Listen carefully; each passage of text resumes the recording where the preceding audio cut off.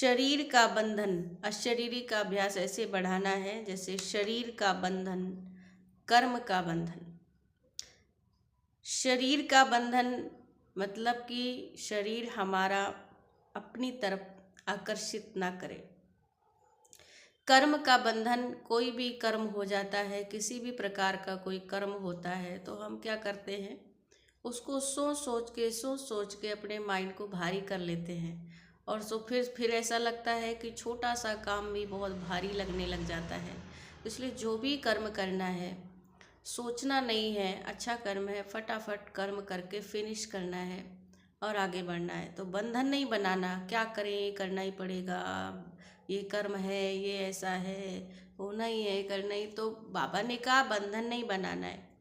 व्यक्तियों का बंधन, किसी भी व्यक्ति विशेष की तरफ विशेष आकर्षण नहीं होना चाहिए, क्योंकि अगर ये विशेष आकर्षण हुआ तो हम ज्ञान और योग की साधना से भटक सकते हैं, जिससे हमारी कर्मातीत स्थिति बनने में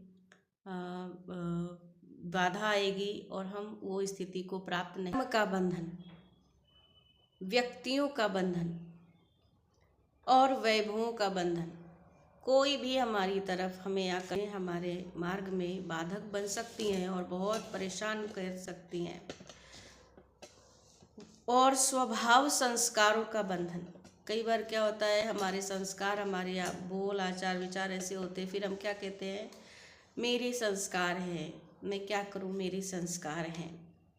कोई भी बंधन अपनी तरफ आकर्षित ना करे, यह बंधन ही आत्मा को टाइट कर देता है।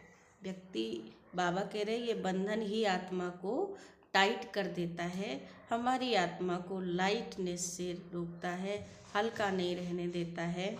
इसके लिए सदा निर्लिप्त अर्थात न्यारे और अति प्यारे बनने का अभ्यास करना है। निर्लिप्त न्यारे, जिस प्रकार से कमल का फूल कीचड़ में होता है, कीचड़ में होते हुए भी वो उस कीचड़ से न्यारा प्यारा रहता है, निर्लिप्त रहता है। और इसीलिए कमल के फूल की तुलना देवी देवताओं से की गई है।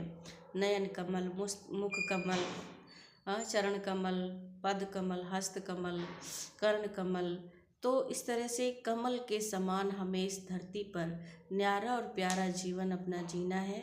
यह कर्मातीत स्थिति का संपूर्ण अभ्यास, जिससे हमारी स्पिरिचुअल जर्नी सशक्त बनेगी, पावरफुल बनेगी और हम हर किसी आत्मा को परोपकार, सकाश, शुभ भावना, शुभकामना के लिए देने के लिए सक्षम बन जाएंगे।